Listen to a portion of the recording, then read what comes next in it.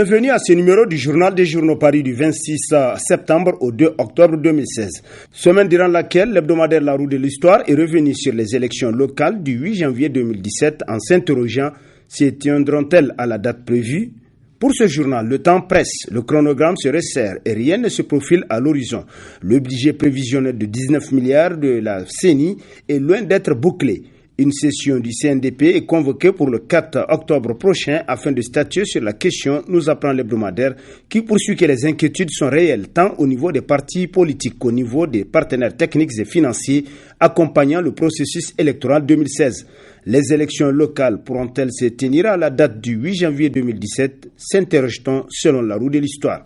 Niger du rose au rouge a constitué l'un des titres à la une de l'hebdomadaire L'Actualité, pour qui le pays est dans le rouge plutôt que dans le rose. Un rouge symbole de danger et dans la symbolique marxiste, un rouge qui pourrait augurer une proximité avec la révolution.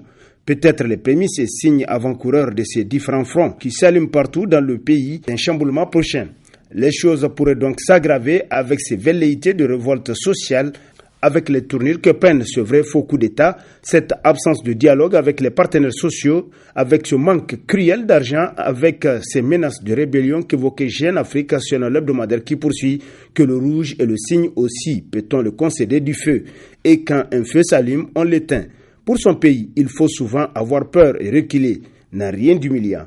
Pour une fois, le Gouri doit se départir de ses vanités destructrices et regarder le pays avec plus de lucidité, selon l'actualité qui conclut l'avenir sans être pessimiste est ombragé. Niamey-Niala, les infrastructures construites dans la ville de Niamey ont-elles été surfacturées ?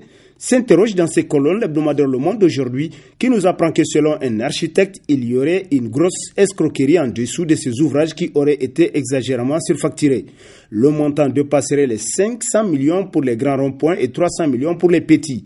Il vous souviendra d'ailleurs le tollé qu'avait provoqué la somme astronomique de 400 millions de l'infrastructure construite devant l'Assemblée nationale, place de la concertation.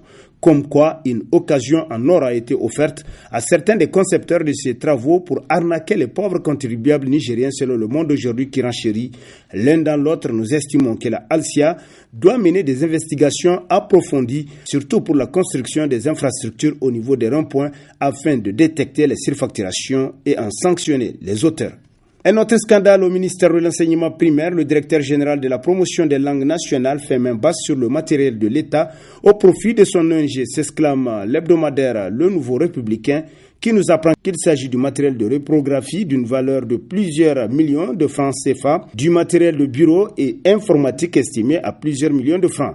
Jouissant et abusant de la confiance de Dame Mariama El Hadji Ibrahim, le directeur général de la promotion des langues nationales a eu la vilaine idée de s'accaparer du matériel de ce projet au profit de son ONG, profitant de l'absence de toute comptabilité matière au sein de ce ministère ou de l'ignorance du chef service matériel enseignant de son État.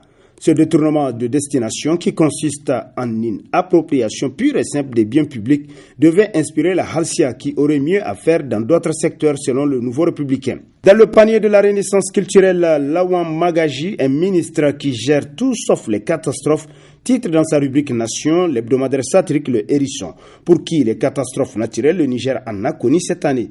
Plusieurs milliers de Nigériens se sont vus dépouillés de tout à la suite de ces catastrophes. Pendant ce temps, le ministre de l'Action humanitaire et de la gestion des catastrophes, Lawan Magaji, a multiplié des visites sur le terrain. Mais après, plus rien. Rien puisqu'il ne gère pratiquement rien qui doit aider les sinistrés, constate le journal qui poursuit plus loin. Pendant qu'il y a une cellule de gestion de catastrophes à la primature, il y a aussi la cellule crise alimentaire. Les organisations internationales et organismes internationaux qui contribuent à gérer les catastrophes, les mairies, le bulldozer Hamidou Garba, gouverneur de Niamey, qui continue à gérer les crues d'eau. À quoi sert dans ce cas un ministère de l'action humanitaire et de gestion des catastrophes ? S'interroge le Hérisson, pour qui c'est vraiment un ministère inutile qui n'a pas sa raison d'être. Le hebdomadaire L'événement, à travers sa parution du 26 septembre, titre dans ses colonnes enlèvement du véhicule d'une haute personnalité à Agadez. Selon les sources de ce journal, la personnalité victime de l'enlèvement de son véhicule était en mission de travail dans la région. Ce curieux enlèvement intervient, d'après le bi-hebdomadaire, quelques semaines après celui de plusieurs personnes et au moment où Agadez, précisément dans la localité d'Ingal, accueillait les festivités de la cure salée.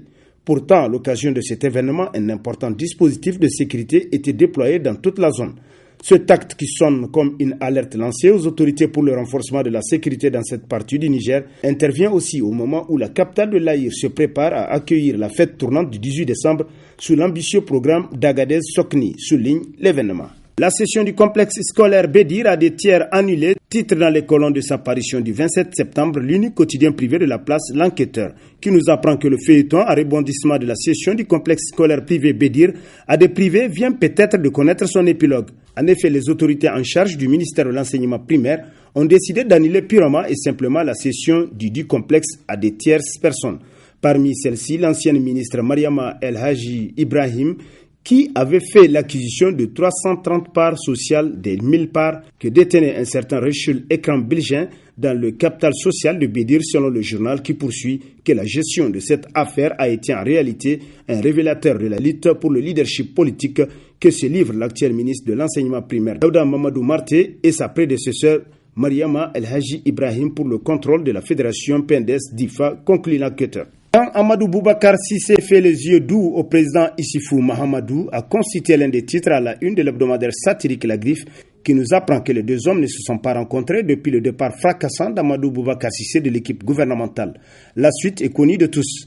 Amadou Boubacar Sissé s'est érigé en opposant virulent, intransigeant et intraitable vis-à-vis des autorités nigériennes, rappelle le journal qui poursuit plus loin que les deux anciens amis se sont gentiment donné la main avant d'échanger quelques mots. S'agit-il d'une simple rencontre de courtoisie ou des revirements spectaculaires à la veille de la formation du nouveau gouvernement au Niger?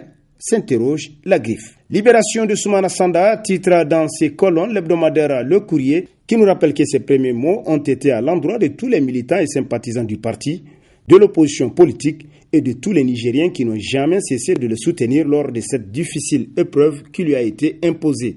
Il a ensuite réaffirmé sa fidélité sans faille au président Hama Amadou ainsi qu'aux idéaux prônés par celui-ci pour la grandeur du parti et l'émergence d'un Niger nouveau et prospère, véritablement démocratique. Soumana Sanda, un véritable leader et meneur d'hommes, a réitéré son engagement indéfectible à défendre vaille que vaille les acquis démocratiques et l'état de droit au Niger en reprenant une citation de feu le roi Hassan II du Maroc qui disait « Les grandes batailles ne sont pas gagnées par les plus forts ni les plus rapides, mais par ceux qui n'abandonnent jamais. » Fin de citation.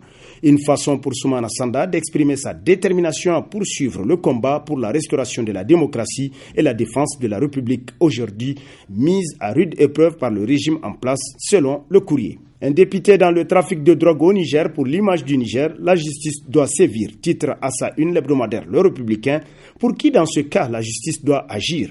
Le journal dit apprendre d'ailleurs l'arrestation il y a 2 jours d'un autre trafiquant qui serait lié à cette affaire. Nous sommes dans une affaire de grand banditisme, des individus sans foi ni loi qui aiment tuer et détruire des vies pour satisfaire leur boulimie. On le voit, ces trafics constituent un terreau du terrorisme, d'où la nécessité de les réprimer sans faiblesse. Pour restaurer l'image de notre pays et de nos autorités, la justice doit sévir sur toute la ligne, constate le Républicain. Et sur ce, prend fin le présent numéro de la revue de presse. Prochain rendez-vous dans une semaine, plaise à Dieu, avec toujours la même passion de vous servir. Bonne lecture et au revoir.